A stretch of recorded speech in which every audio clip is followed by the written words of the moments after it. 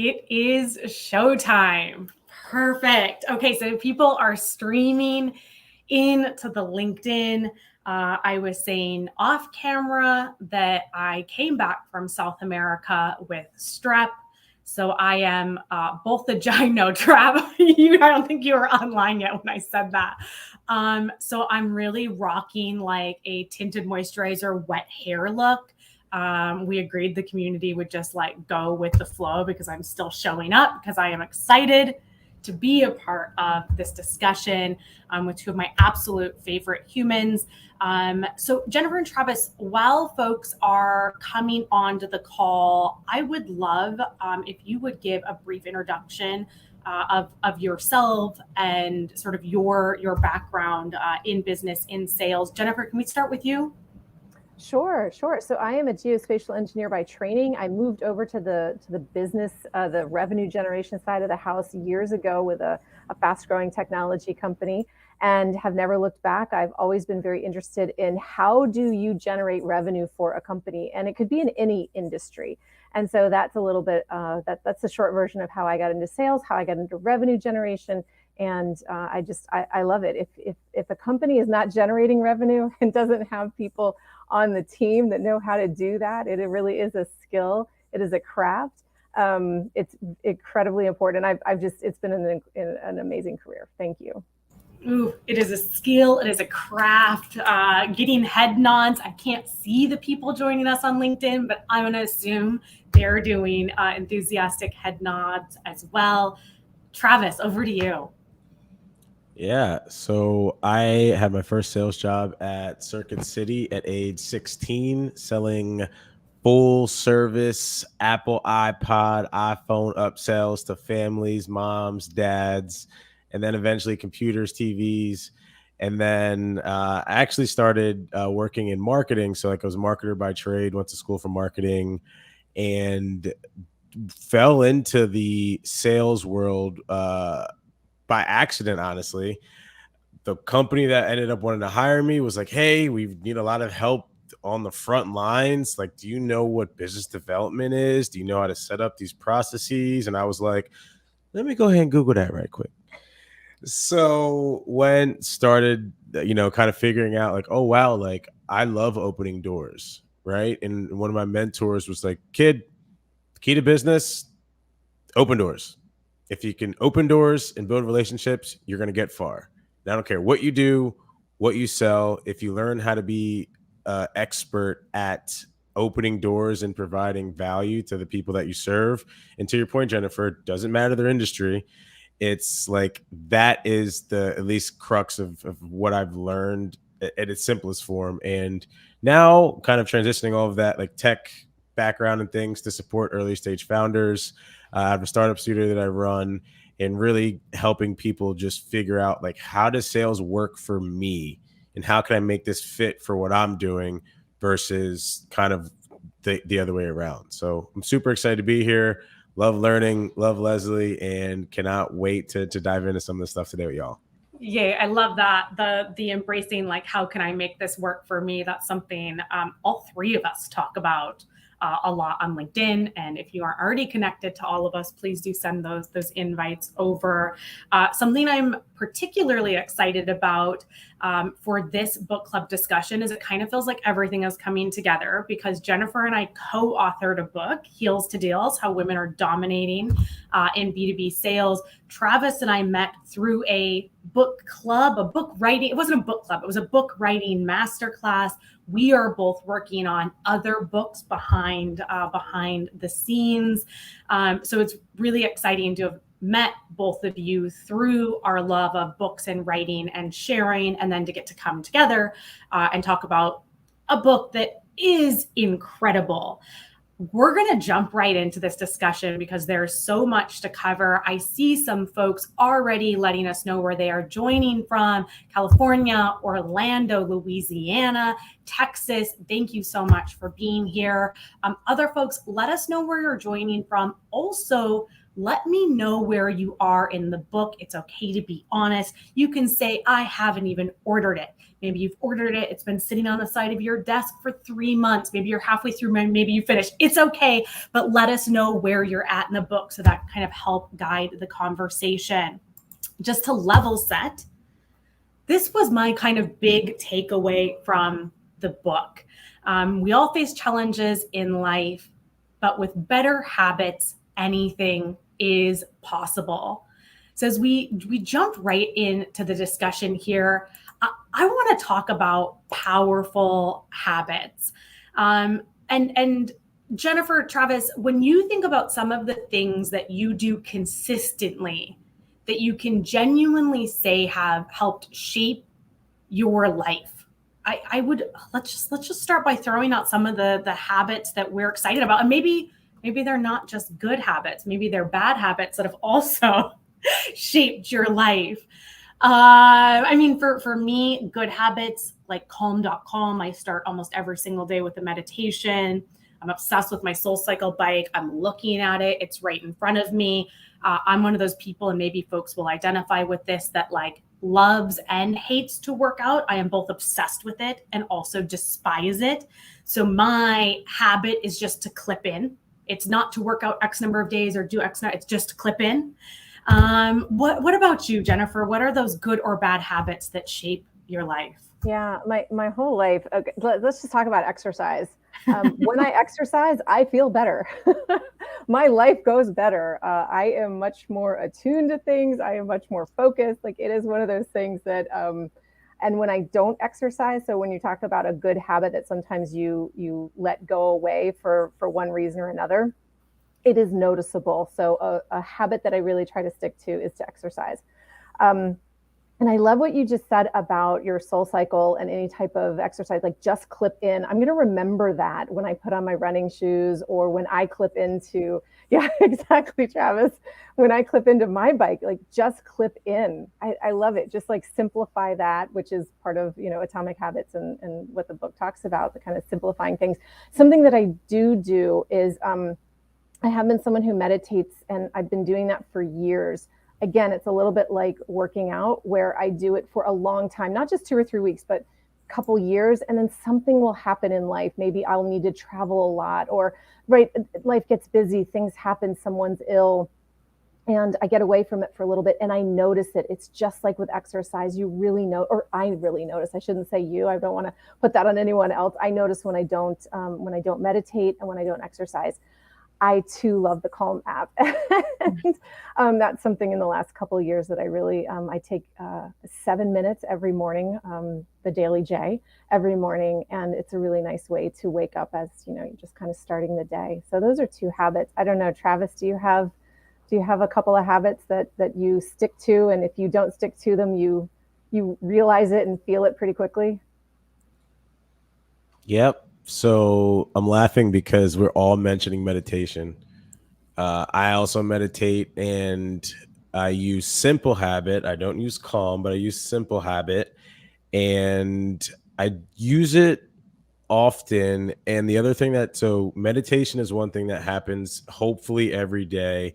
And if it doesn't, I typically will remember because my streak is snapped, and that like pain of going into like a 47-day meditation streak or like a 200-day meditation streak and then seeing that it's snapped, you first get mad at yourself. That's what always happens.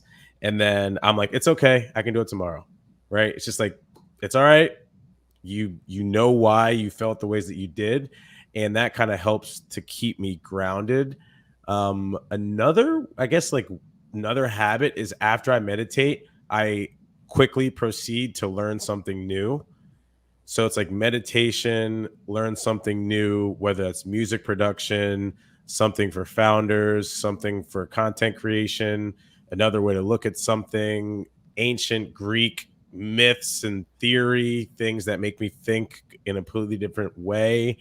And then I then go probably to this app that's called I think it's called Lumosity.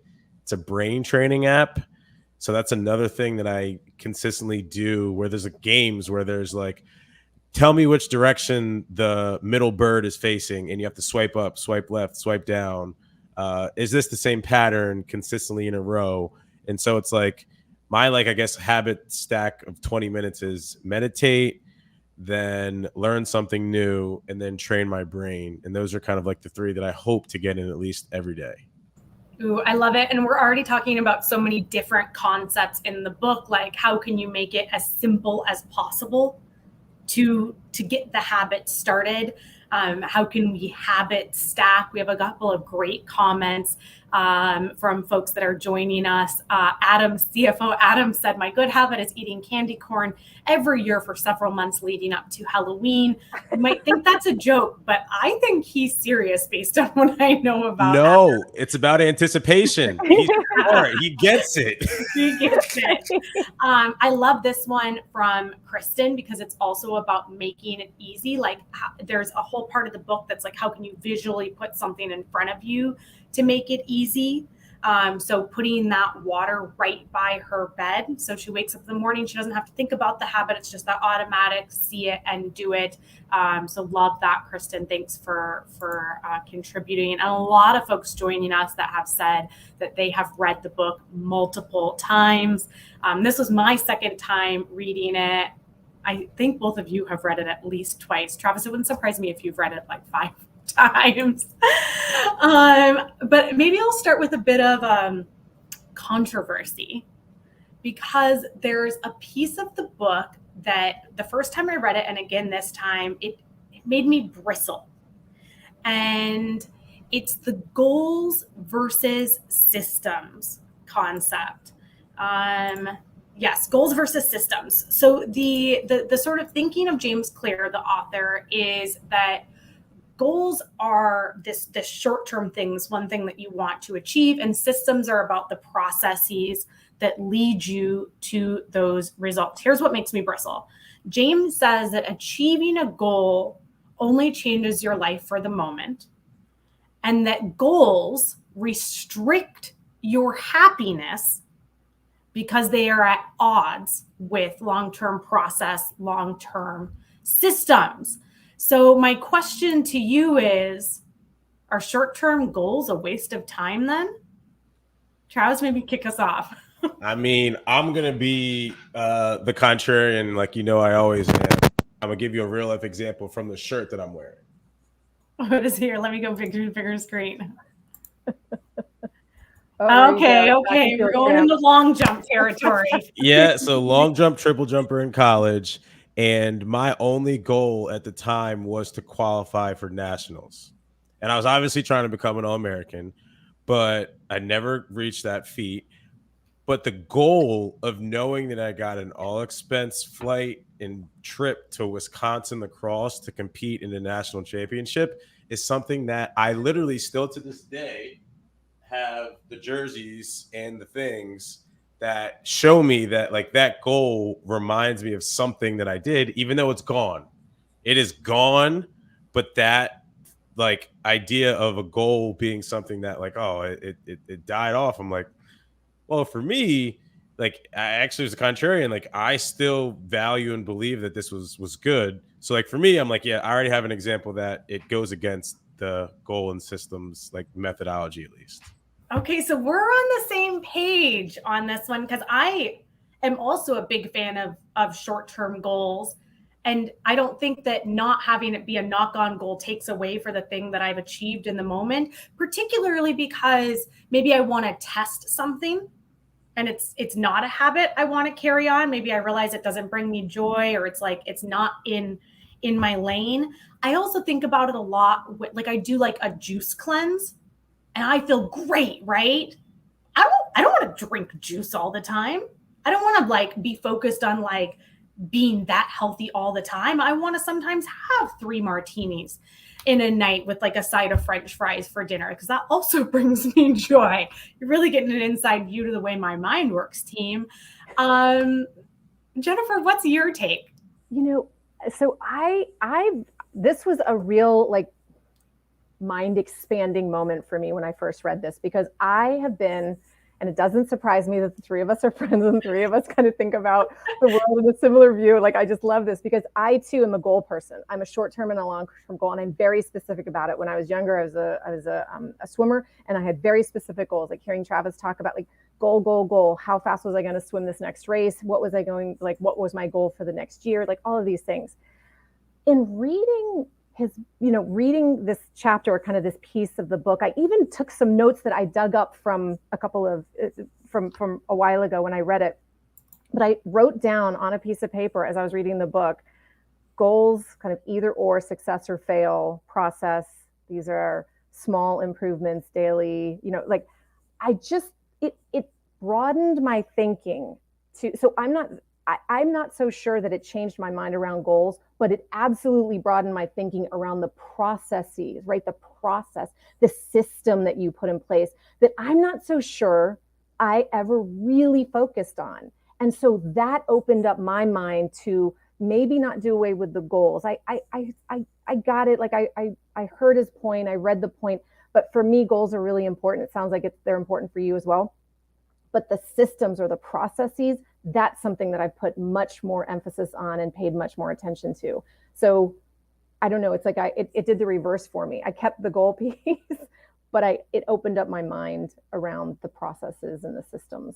And it's really helped. It's really helped. It helps me reframe. It's helped me reframe.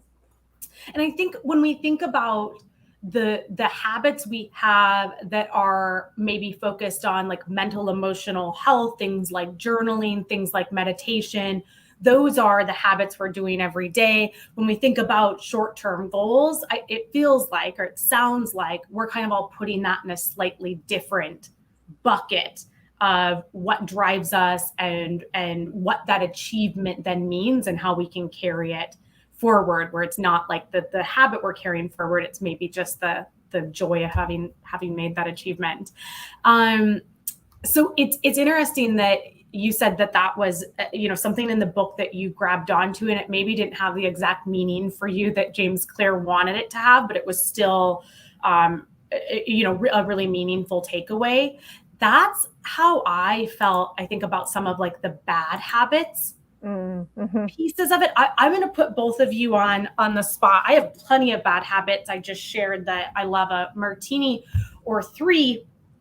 But the first time I read it, it was a moment where I actually looked not at the maybe traditional bad habits, like I wasn't trying to give up like smoking, but what are those small bad habits that are automatic and unconscious? Because that's what he really like pinpoints down, the automatic and unconscious.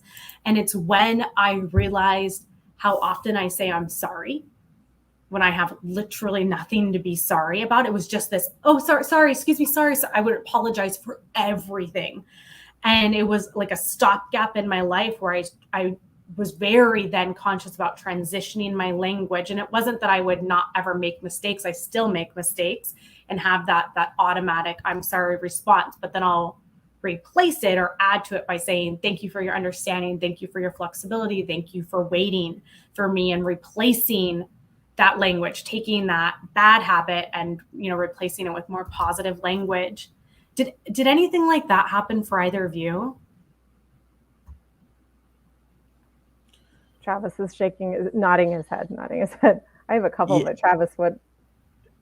No, you go first, because I gotta formulate this so it makes sense. So you go first. Oh my gosh, the pressure's on. Well, I will tell you a bad habit that I've gotten into fairly recently in the last year that I've really started noticing in the last couple of months, and actually was just mentioning to my husband this week, is, and James talks about it a lot, and I think other people have suffered from it earlier. For some reason, it just hit me in the last year, is social media.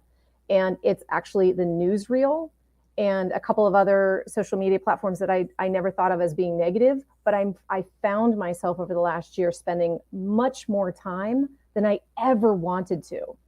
And it was a slippery slope. And so I really caught myself on that just in actually kind of recently, but I'm much more aware of when I am when I'm on social media, for what purpose am I on social media? Am I being a consumer of social media? Am I actually producing something? Kind of like, where do I sit in that? Because again, and it snuck up on me. Like, it was really surprising where I realized, because I do have a habit from childhood of reading. I love to read.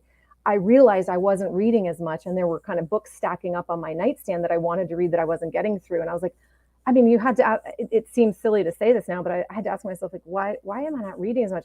Oh, maybe because instead of 15 minutes a day of kind of consuming some social media, some fun social media, seeing whose babies have been born and, who was traveling and that sort of thing, and kind of interacting with people from all over the world that I'm friends with, or taking in news, right? That had really started to take on 30 minutes, an hour, sometimes an hour and a half of my day, which is just lost. It's just lost time. And so that's something that, again, I have friends who have noticed this much earlier, kind of in the world of social media. But for me, it's in the past year. I don't think that's silly. I think that shows a huge amount of self-awareness, to be like, to ask yourself that question, like, for what reason am I, like, what purpose is this serving? What is this bringing to my life? I have to set a timer on TikTok. Like, it goes off. I've spent more than 30 minutes in a day on TikTok, and I have to put in a code. Like, I have to hard lock myself down. So I'm with you that can be a slippery slope. And I guarantee that there are other people listening who are thinking, yeah, drive your face. What are you thinking? I feel, well, two things. Like, one, I was going to suggest the timer thing to Jennifer, because I have timers on all my social apps, and I'll be doing the one more minute. Mm-hmm. And like, it's a thing, right? So that's like, that has helped me a lot. But like, as I think about like the things that I'm trying to get better at right now, like, one of my worst habits is not listening to my energy. So tell more about that. I'll give you an example. Like, I set aside an hour today at 2 p.m. for prospecting, for example. And I know it's on my calendar. I know the motions of prospecting I need to be doing. My energy is like, no, you ain't. And so I'm like, well, hold up. I got a prospect. It's 2 p.m. It's on my calendar. And the challenge is, okay, am I going to force myself to do this even though I'm not excited for it? And if I get here, my business is going to suffer as a result. And instead of accepting that as failure, and in the past I would be demotivated, I would tell myself all of these crazy stories in my head. And then instead, I've given myself like a few kind of like mini games, like Mario Party type stuff, where I'm like, go play Guitar Hero for 10 minutes and then go back. Go walk Rocky for an extra time and then go back. Go lay on the floor in the living room with Betty, pet her belly, and then go back. Go ask Boo if she needs you to do something and then go back. And then you're like, oh, all right. Like, okay, yes, I didn't spend the 2 hours that I blocked, but I did at least get a little bit out of the thing that I am fighting myself to convince myself to do, even though it should be done and I know how to do it. But my energy levels are like, bro, I'm really not feeling this right now. Ooh, there were so ousting myself right now.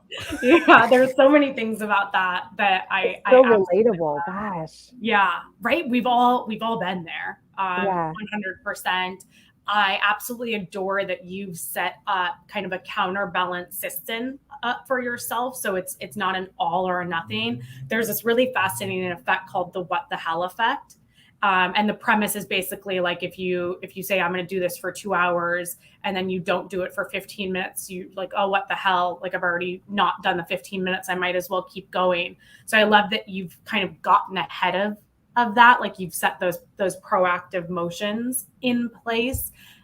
Related, but kind of an aside to that, I have now for like the last 9 months been organizing my calendar, not just based on my 24-hour circadian rhythm, but on my 28-day hormonal cycle. So I hold activities for like the times of the month where I know I'm going to be pouring out creatively where I know I'm gonna really want to connect with community, or times where I like crave admin tasks. I just want to check some things off a list, and I see how much of my overall activities I can organize based on the times of day and times of month where I am most likely to be excited about it. But yeah, gosh, that's so dang relatable. Yeah. I love that. Ooh, that's a good one. Now that's I'm gonna like think about that. I'm gonna be thinking about that later. Oh, that's so great. And folks that are joining us, don't hesitate to drop in the comments. Like, what are your good habits that you're proud of? Like, let us celebrate you. What are bad habits that you're working on? Let us support you. What were your favorite parts of the book? Drop those into the comments as we're having this discussion. Or if you have any questions for Jennifer, Travis, or I, make sure to drop those into the discussion. And somehow I just turned on the comments, so I see them all now. This is fantastic. Yes. I was thinking, wow, I don't know. Maybe we're not nailing it for our discussion group here. Here we go. Look at all these comments. Oh, we're here. We're here. The community is here with us for this discussion. So obviously a huge part of this book was about goal setting, creating habits, creating processes. So about halfway through our conversation, I think a good topic is how do you set, no, that's not the right thing. Gosh, I'm just clicking buttons over here. How do you set habits and goals in your own life? I use a ton of different things. I use the ideal future approach. I'm grow certified. Backcasting is a huge thing for me. I'm a big fan of mini milestones, which James talks about a lot in the book when he talks about making it easy. What systems or processes have worked for you? Gosh, the mini milestones that you just mentioned, the other kind of system or process that's worked for me is the and I'm blanking on it. It's called something, and maybe you or Travis can help me with it.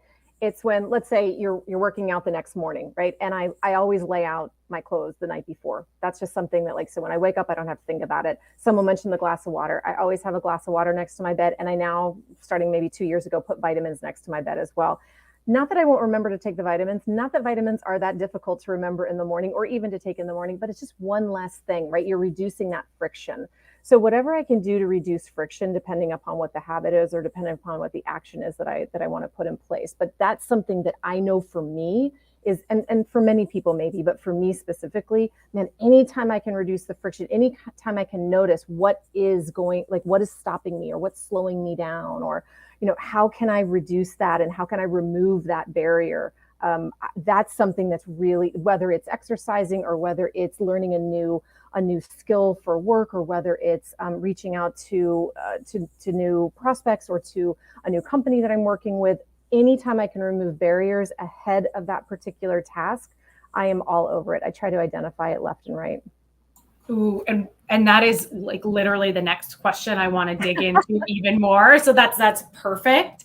Trev, I want to hear your take. And one of the things that made me add this slide and want to focus on this topic for a little bit beyond the fact that the intent of the book is, goal setting and habits, is that James talks about something called the implementation intention.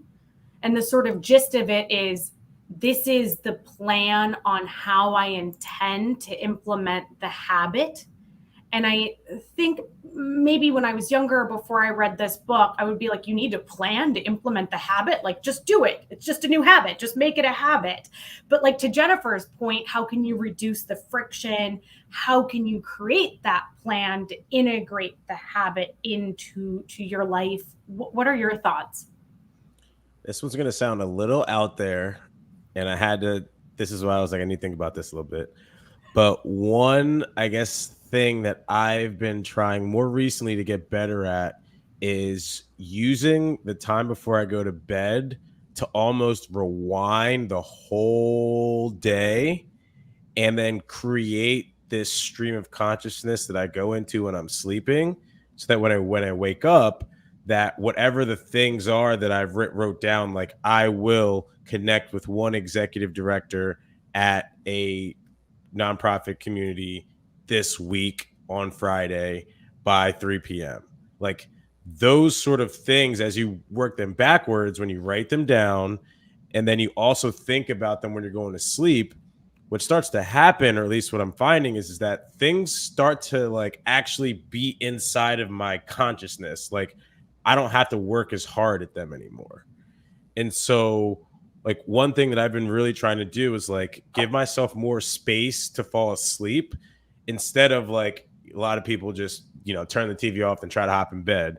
It's like I have a routine that I've been trying more of like you need at least 30 minutes to an hour.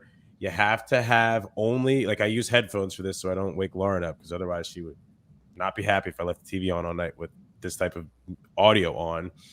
And like, I think for me, it's like, how do I give myself multiple of the same exact stories in different ways so that I can like remember it better? Like writing it down, I will X by X at time. And then also thinking about it as I go into my sleeping, which then downloads into my subconscious, which I said it's a little out there for people, but it's starting to have a really big impact in how my brain just operates in a day. So, ooh, thank you for sharing that with us. And the brain is crazy. Like the brain can do crazy, wild stuff. I'm sure folks here are familiar with the concept of growth mindset. New research that's coming out, or that has come out, like conclusively proves that we literally have the ability to rewire our brain. That is insane.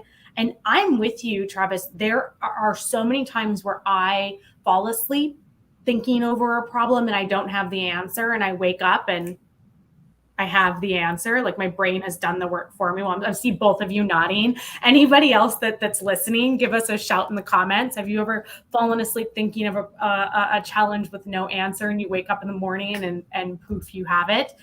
Or just us three crazy cats here. It's so funny because that happens. So the two of you, that happens to me a lot.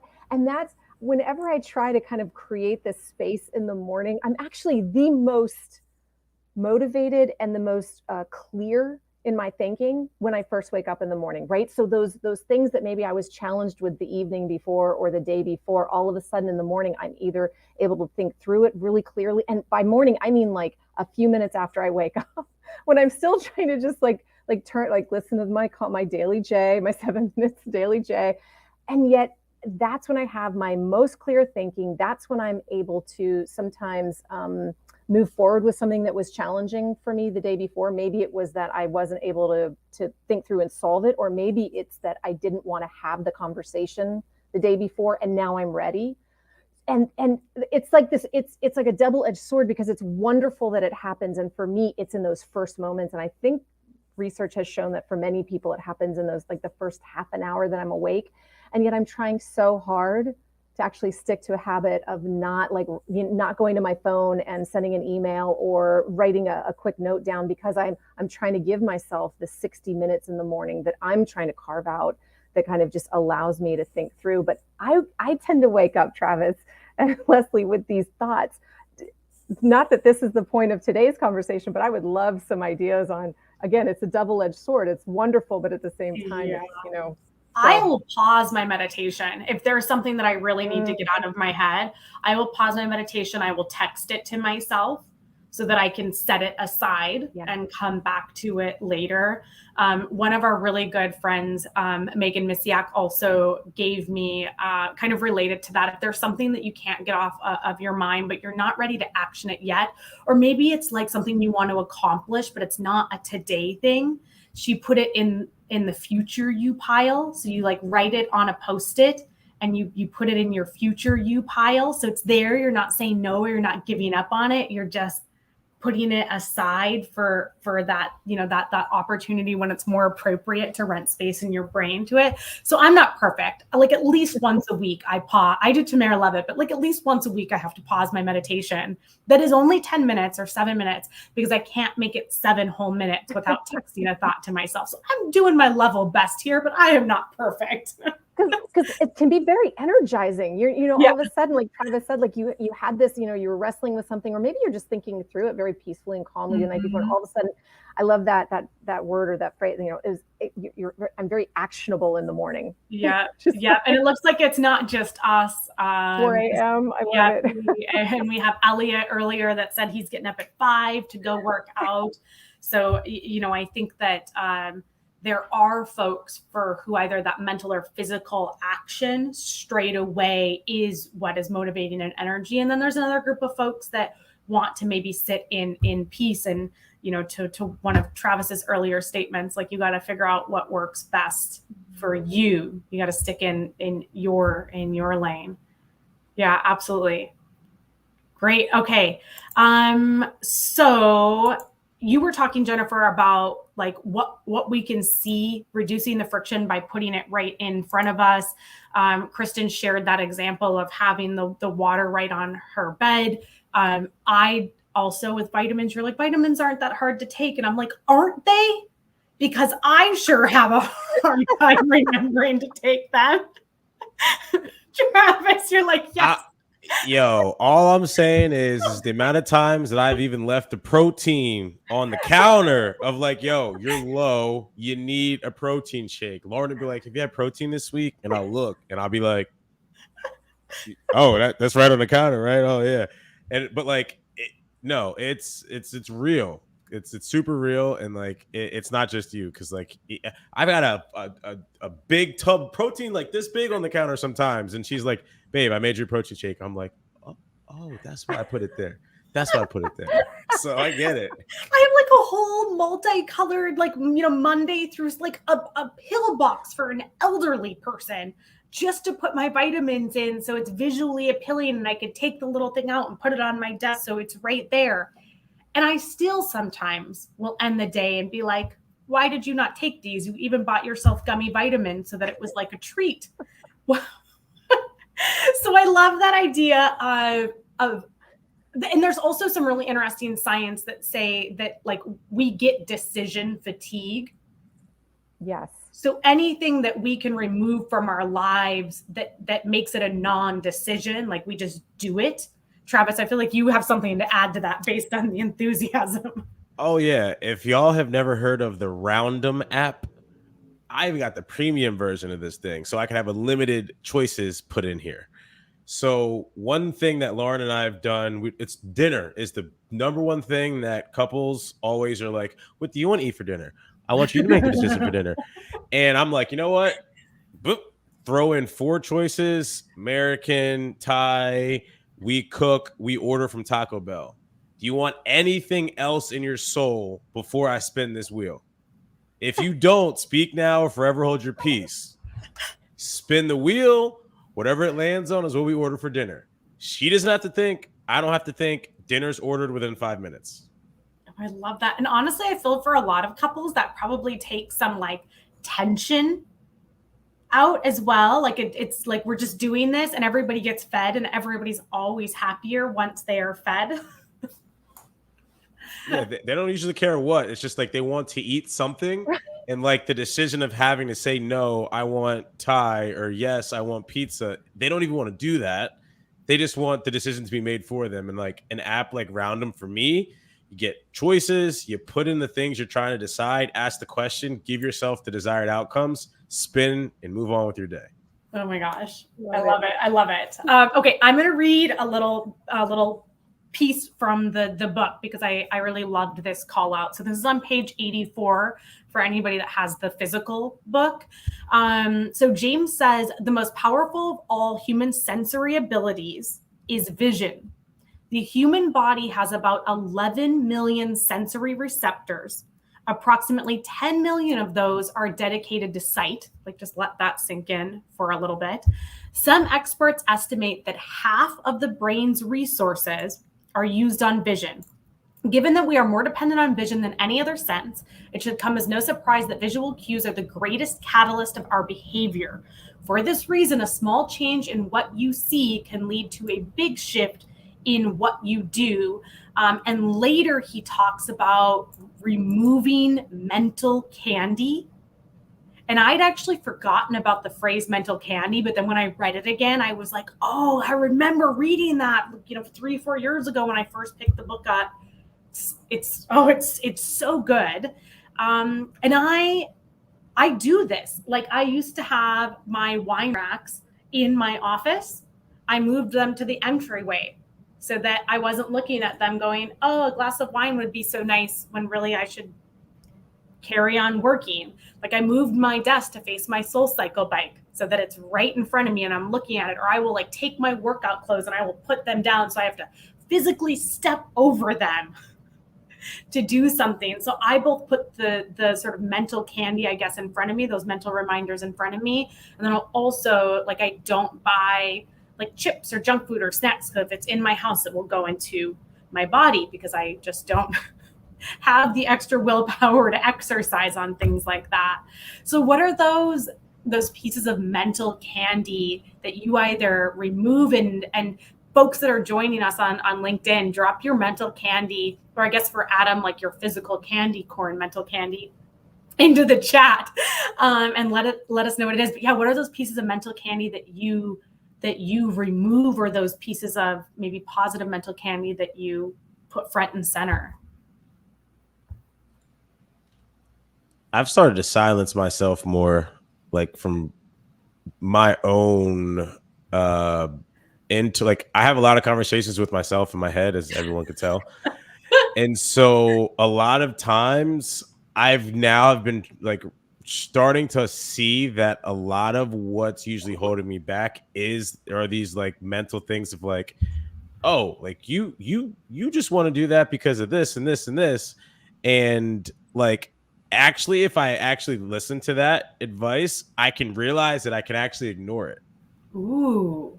So if I'm like, oh, so once I start to kind of hear like that negative talk in my head that happens when you're like getting to that 7th, 8th minute of like, crap, should I change things? Is my energy's not here?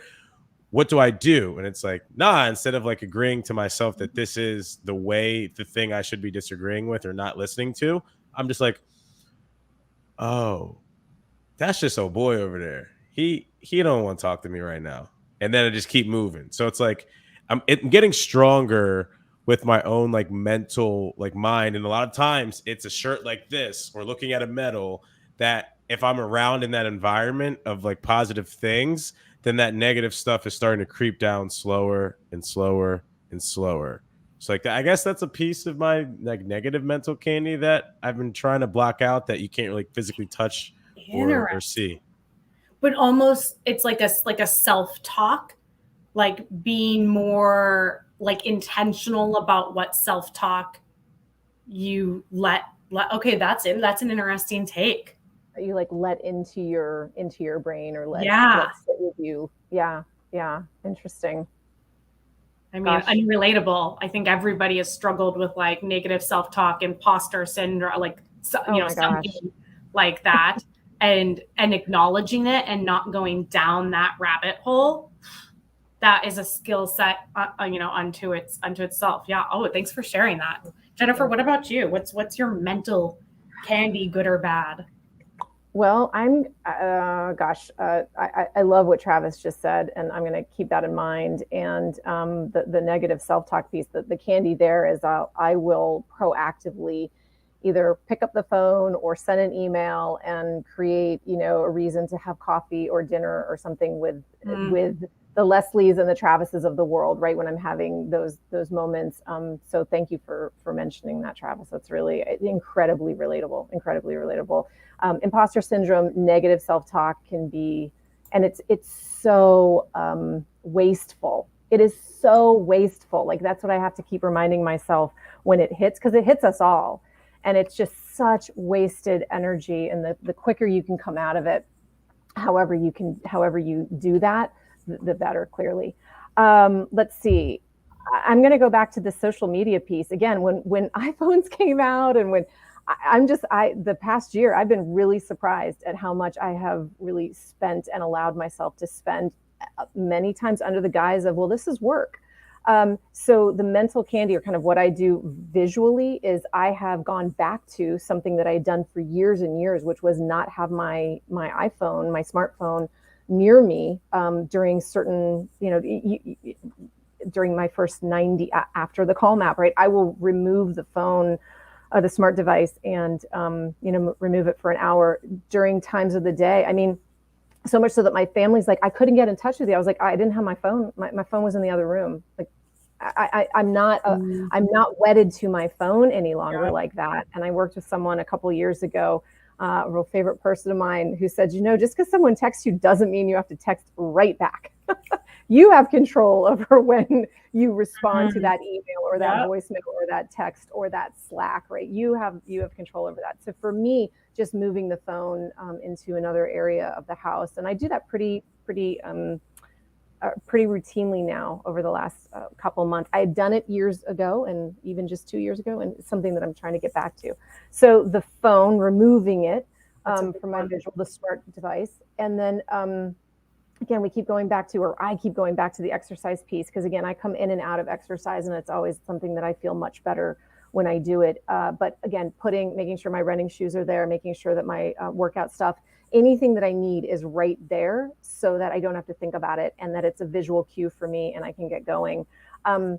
Something that I have in terms of a reward is, I'm not a coffee drinker or much of a tea drinker. Not that I don't like it or think it's bad or anything, but tea, throughout COVID, tea has been something that I've rewarded myself with. Some, like maybe 2 mornings a week, but just that, I don't know, there's something, it reminds me of my grandmother. She used to have tea with me. It was through talking with a friend that I was like, I don't know why I'm enjoying this tea so much, because I'm not really a tea drinker. And she's like, well, look into that just a little bit more. I was like, oh, right, my grandmother, when I was little, she and I'd go visit her, and she'd have tea every morning. And so tea is something that I will reward myself with, and just like that motion of going through the like hot tea, and after I've worked out and before I move on to work for the day, maybe a couple of times a week, I'll enjoy that tea. So. Ooh, okay, that made me feel like a little bit emotional over here. But what a beautiful habit stack too. Right. Yeah, it's absolutely the habit stacking. After reading the book a couple of years ago, habit stacking is something that I pay a lot of attention to, and really need to. I mean, I'm not perfect at anything, so even this discussion, I'm like, oh my gosh, there's so many more ways that I could habit stack, and I really need to look into X, Y, and Z after this conversation. Let's be honest, literally nobody is perfect. Like Loretta had a comment that's like, wait, we're allowed to pause meditations?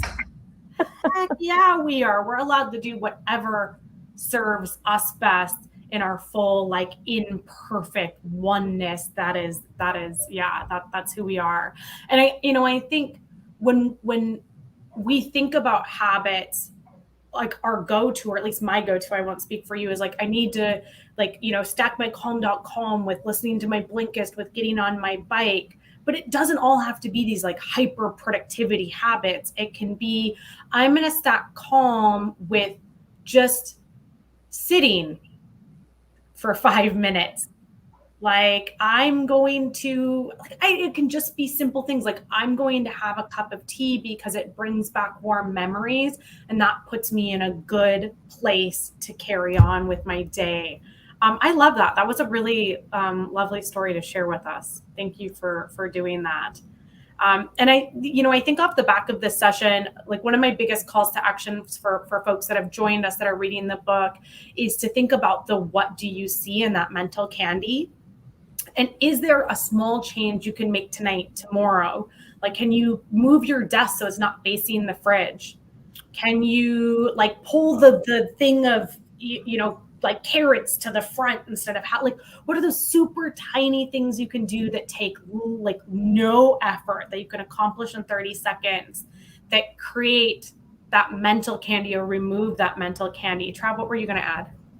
I was just going to add in tools for that, because I actually just did that recently last month. I changed the orientation of my office. This took a little more than 30 seconds, but I was typically facing that wall, and then I changed it so I face this wall to just have a whole new perspective. And then I've also strategically added always having a candle that's like full.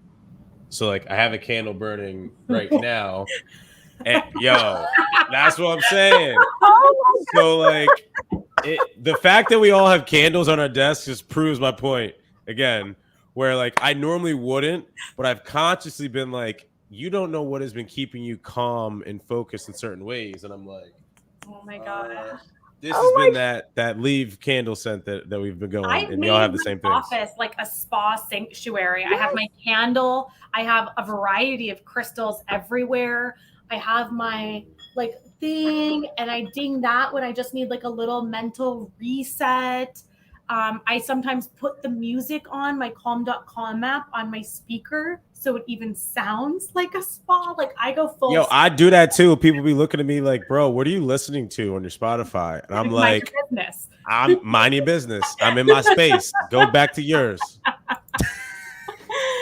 Oh my gosh, Rebecca, everyone grabs their love candles. that I love we- that. Like, oh, same. I love that, like, all three of us, unplanned, anything, all grab their candles, because I'm telling you that if you consider it a habit, when COVID hit and everyone, started working from home 2.5 years ago, so the first thing I did is I kind of repainted my office, this nice calming color. I got some chairs in the background here that I can sit, and I brought my very favorite scent of candle. I have a couple scents that I really love, but this one is one that is incredibly calming to me. It's the Myers. Let me get you the right. It's the Myers. I guess it's the Clean Day. It's the orange clove scent. That's it. It's the Myers orange clove scent. They only sell it a few times a year because I guess some people think it smells like Thanksgiving. I don't. I think it just smells very like refreshing and orangey and like clean and citrusy. But yeah, that's so funny. Everybody's candles. If anybody's trying to pull a Sam McKenna "Show Me You Know Me" and Prospect to Jennifer, you now know your way in the door.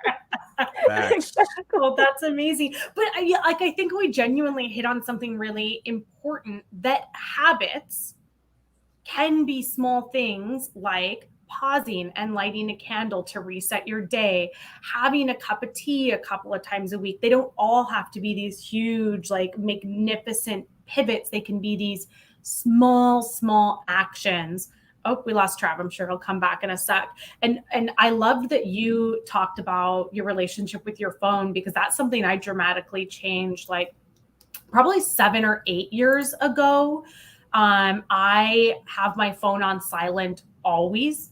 It was actually like a drop, like a drag, like drop down, drag out. That doesn't sound right. It was a big fight that I had with the founder I was working for at the time, because even outside of work hours, he wanted me to have my work cell phone on ring. And I was like, absolutely not. My phone is never on ring, ever, my personal or my work phone, because my phone's not the boss of me. And if it dings or rings or whatever, I'm going to look at it.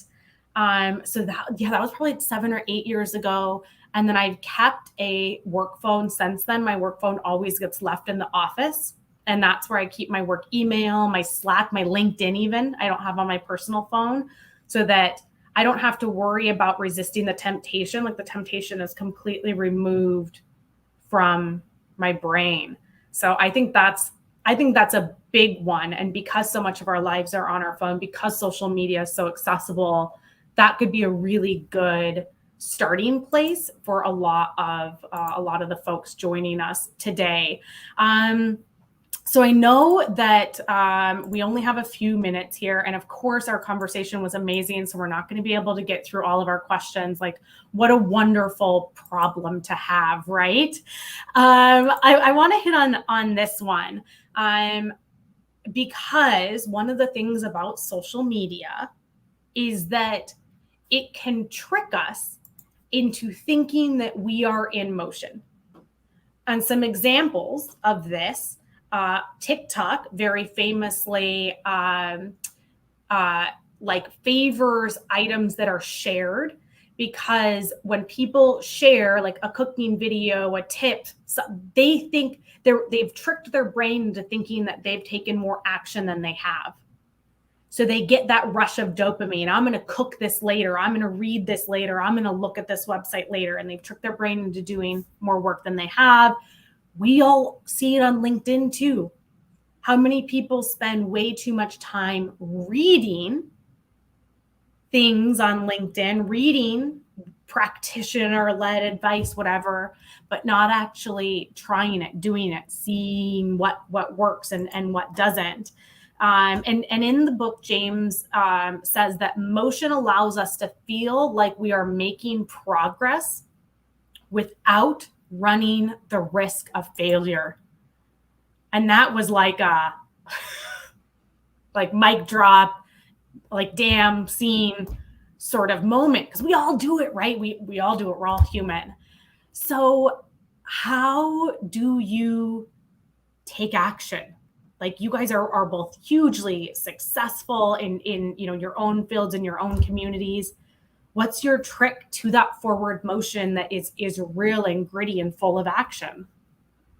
Jennifer, you want to start us off? Oh my gosh, this is gonna sound incredibly tactical. It's something that I discovered about myself, I don't know, in the last number of years. So like, let's say last 5 years, I can take most action in the morning. So anytime before maybe 11 a.m. is really the time for me to take action on something. So that's a little tactical, maybe, for the question that you're asking. So I'll just the tactical piece is, I know what time of day I am most keyed into taking action, and it is before 11 a.m. When it comes to taking action from the strategic sense of the word, for me, I need to write it down. I need to not bite off too much. I have in the past been someone who has always tried to deliver on action, 17 things in a day. And when others whom I respect greatly say, like, you want to pull that back to maybe 5? So I write it down, and I'm also really conscious of what can I really accomplish in a day or in a week or in a quarter, and take action on those things, and don't try to over plan or over program what it is that I'm trying to take action on. So the tactical is, I try to do things in the morning, right, in the short term. The action piece when it comes to my life or my professional life, personal and professional life, and then I'm really aware of what it is that I am actually trying to do, and what I'm actually trying to strategically take action on, and be aware of not over committing to that action, because you can come up short, and then you can start to beat yourself up on that when someone else would look at it and say, there's no way, like what were you're trying to hold you a whole year's worth of stuff in one quarter. So I've gotten much better at that. I don't know, I see some nodding heads. I think that's great. I don't do moonshot goals for that exact reason. Like, it does not work for me. I do not set goals that I do not think I can realistically achieve, because then I either overdo it and I push myself too hard, or no, I just overdo it because I don't do anything halfway. And so then I'm like working myself to the bone to over deliver. So I don't set moonshot goals anymore for that exact reason. That's really interesting. What about you, Travis? I'd say, like, for me, it's a lot similar. And like, I actually use other people, spoiler alert, for action. So my co-founder I work with closely, very, very, very, very close. And when I'm finding myself at that hurdle of like, I need to walk away, I'll literally just call him. And I'm like, bro, what we need to do? And he'll be like, bro, you already know what you need to do. I'm like, yeah, but like, did we think about the full impact of this program, this strategy, this campaign? And he's like, bro, no, we already made the program. We already know the impact. You already know what to do. Just do it. And then it's usually either 2 or 3 of those to then get me to do it. But if I don't do that, then certain things will just drop. So shout out to Eric, my partner, for being there to help me kind of get through those little hurdles of like, dude, like, get out of your, his literal quote, if you could put it on a shirt, would be, Trav, get out of your own way.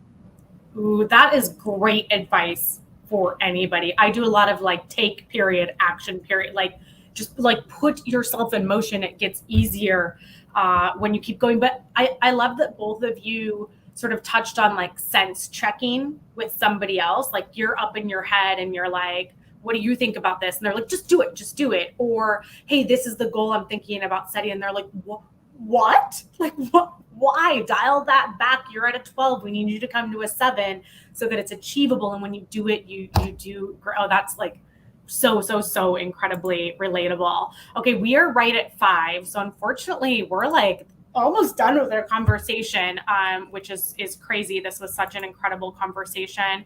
And I'd love to maybe just wrap up with a little bit of a summary, as well as telling folks where they can find you. These were a couple of my big highlights from the book. And as you can see, that take action is on there. I mean, I'm also deeply motivated by things like guilt and ego. So those help me take action. Not particularly healthy. I'm working on it, but we can only do so much. But yes, tell the folks what your big takeaways were and where they can connect with you off the back of this conversation. Go ahead, Jennifer. Ladies first. Ladies first. Oh, thank you. Let's see. So for me, I think some takeaways from the book that have really stuck with me, and that even in rereading or going through little pieces of the book again to keep things fresh, the making it easy, removing the friction, and then again that aha moment for me, because as we've learned this hour, all three of us are goal setters. But really the process, what is the process? What's the system that I'm gonna think about as I set a new habit, whether it be a small habit or a big habit. And you can connect with me on LinkedIn, Jennifer Ives. What is it? Jennifer Ives 1, I think. But Jennifer Ives on LinkedIn. Would love to make some new friends and have you connect with me. You make my day. Thank you so much. And if anybody can't track down Jennifer, message me and I will make sure to get her link over to you. She posts great content. So you absolutely want to be following with her. Oh, thanks. Yeah. I think that strep is catching up with me, team. You're doing so well. Oh my God. I'm like just chugging my Nalgene and shaking. Travis, bring us home. Oh yeah. So I'll be nice and quick with mine. Like one thing that is coming back to me that's more and more at the front of my like being right now is the identity piece, and like realizing that like 1% better every single day is helping you live the identity that you want to live. And like that identity piece is something that's been kind of like floating around, of like you're trying to figure it out. And like rereading this is it's reminding me that like, no, you are a person that drives impact. You are someone that's getting 1% better every day in multiple fields, right? Because the number one thing that I see a lot is that we are like niche down. You should only learn and pick up one thing. And I'm over here like, if I didn't just learn this 1% thing from this music teacher that now I just brought back to my founders that I just talked to today about their sales process and how it's similar to this other thing, I wouldn't be keeping fresh and be able to move as fast. So realizing that it's okay that I am a like music person and also a startup person and also a dog person, that's okay to my identity. And I don't have to just be the startup guy or the community builder. And that's like a piece that I know I've struggled with a lot. Like how do I niche myself down? And so like that identity piece in the book and how it helps bring awareness, bring sense of purpose, and 1% better every day is kind of the thing that's going to stick with me. Ooh. Oh yeah. You can hit me up on LinkedIn, Travis Andre King. Yeah, my bad. That's right. Absolutely connect with both Travis and Jennifer, 2 of my favorite creators, 2 of my favorite humans. Love those takeaways. Like start small, make it frictionless, put it in front of you.